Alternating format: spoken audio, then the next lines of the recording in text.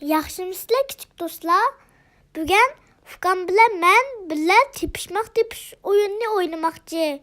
Sizlermi billa tepişmek tepiş koşuyorsanlar men deymen sizler tapsızlar. Emse birinci tepişmekni başlayman ne? Özü muştumdek, kuyruğu noğuşdek. O ne mu? Tinçak. Çünkü özükte kuyruğu yoğansa Pimpon. Doğru taptınız.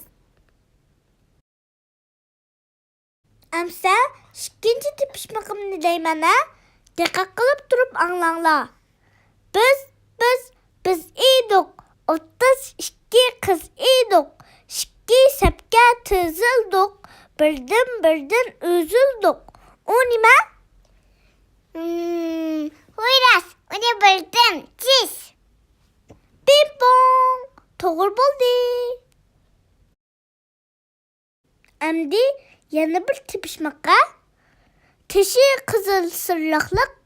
İçi kızıl mıklaklık. O nime?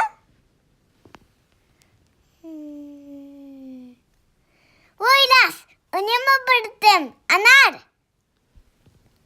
Pimpon. Doğru buldu. Emse yana bir tepişmekka.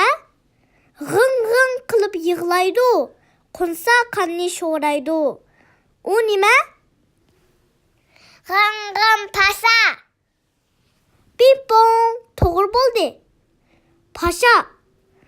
Yazdı bek çık oldu ha. Emse yana bir tepişmekka. Rengi seyrek. Gahida kızgıç. Polovçun birden bir huruç.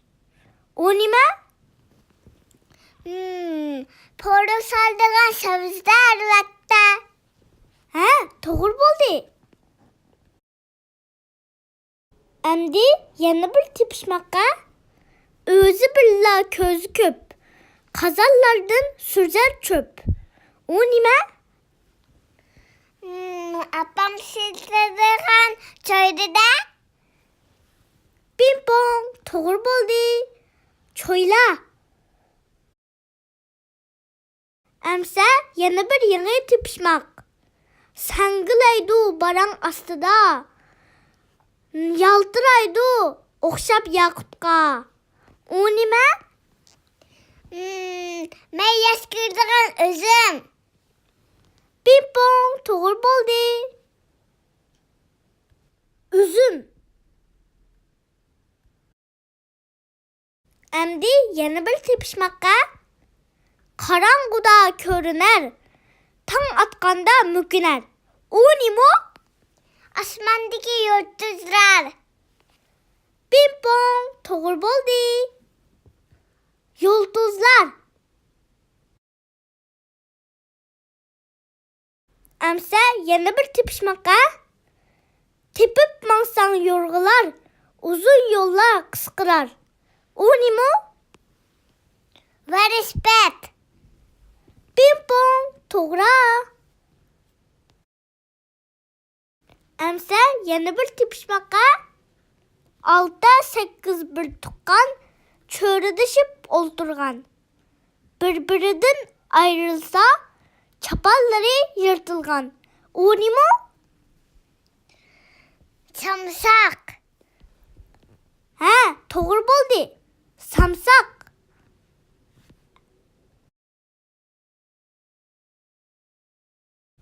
Kandak küçük dostlar.